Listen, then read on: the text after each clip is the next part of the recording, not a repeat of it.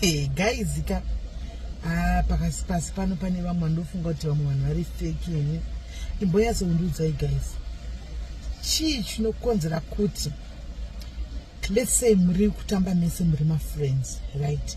Muri mashamwari kudaro pamunenge muri friends munenge muchitaura same language, one language.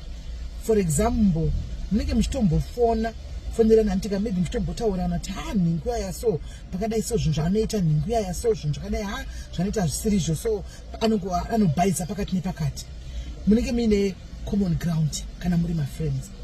Then somehow friendship wenyu yaya nemunhu yaya wako yaobva wapera.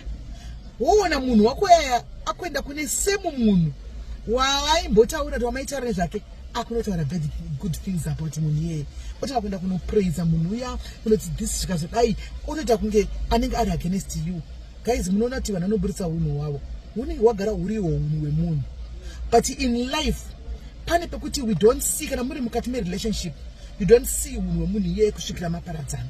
Pamunoparadzana munzi masiyana cheko ndipo unonyachaona unhu hwemunhu iyeye anenge atove bad nemunhu ne same people vaimbotaura kuti waimbotaura nezvake kana kuti waimbotaura zvake kana kuti waimbotaura mesede zvake anenge aya mabad kudai he otonyatsa kugara pasi